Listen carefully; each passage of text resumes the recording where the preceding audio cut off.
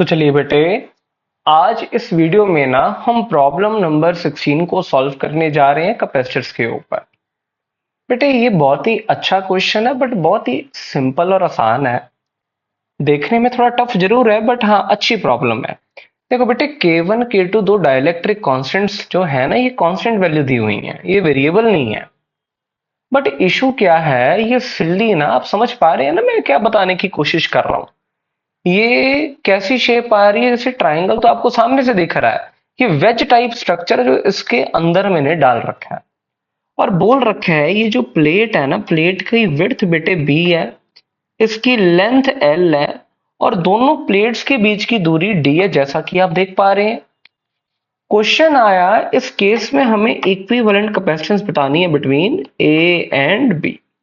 अब बेटे हम सभी इस चीज को ना बड़े ध्यान से गौर से समझने की कोशिश करते हैं। देखना, जब परमात्मा आपको समझ आ जाए बेटे।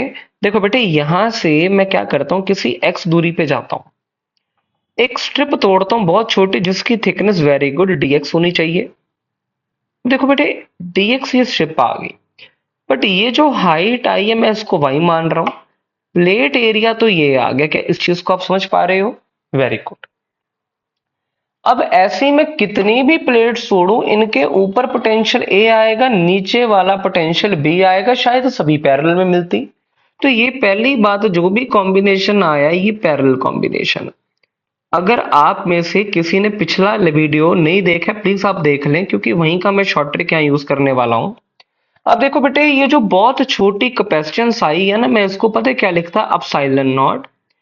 एरिया की जगह, वेरी गुड, आप समझ गए होंगे, ये बी डी एक्स आता। Epsilon not a by D, D का मैं लिखता इक्विवेलेंट लेंथ इन वैक्यूम। और इक्विवेलेंट लेंथ इन वैक्यूम को मैं बहुत ध्यान से, देखो देखो देखो ध्यान से, मैं लिख रहा हूं बेटे y बाय K1। ये आप बताना कि क्या मैं ठीक लिख रहा हूं या गलत है।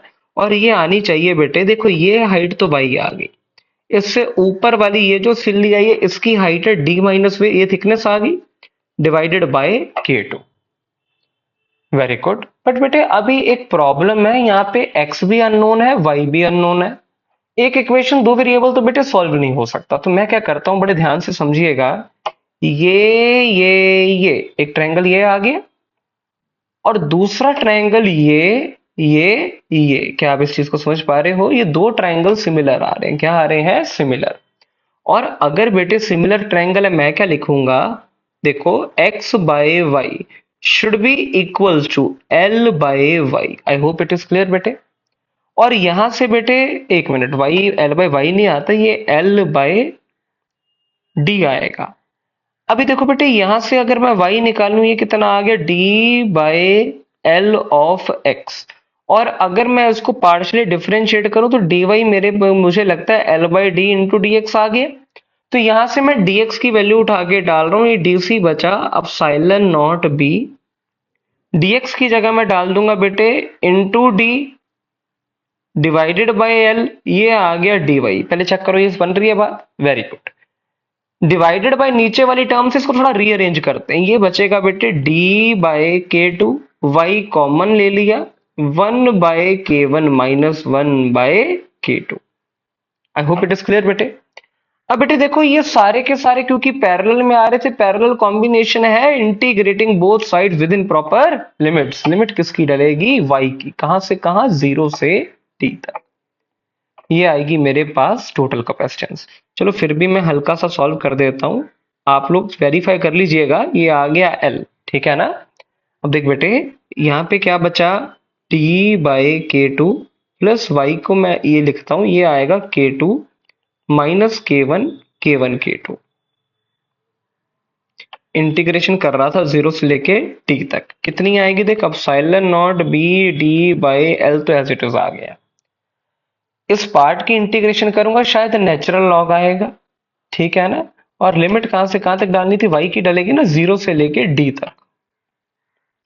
तो देख बेटे, यहां तक आ गया, इसकी इंटीग्रेशन कर रहा हूं, नेचुरल लॉग। देख, पहले y की जगह मैं d रखूंगा, बाद में y की जगह 0 रखूंगा। तो शायद आप चेक करना ये क्या आना चाहिए आपके हिसाब से। देखो मेरे हिसाब से अगर इसको मैं इसी फॉर्मेट पे रखता हूं ना, तो मुझे लगता है ये आता है dy K2 upper limit dy K1 minus D by के टू, शायद ये आ रहा है, ये कट जाएगा, डिवाइडेड बाय लोअर लिमिट क्या आएगी, लोअर लिमिट में भाई जीरो आ जाएगा, ये डी बाई के टू बचेगा, डी बाई के टू, ये upper limit minus lower limit. अब चेक करिएगा और मुझे बताइएगा कि क्या ये आंसर मैच कर रहा है। आई होप आपको ये क्वेश्चन समझ आया है। अगर इसमें बेटे एलिमेंट लेने में, सॉल्व करने में, इक्विवेलेंट लेंथ लेने में कहीं पे भी कोई दिक्कत है तो प्लीज नीचे दिए कमेंट सेक्शन में जरूर बताएं। Thanks for watching.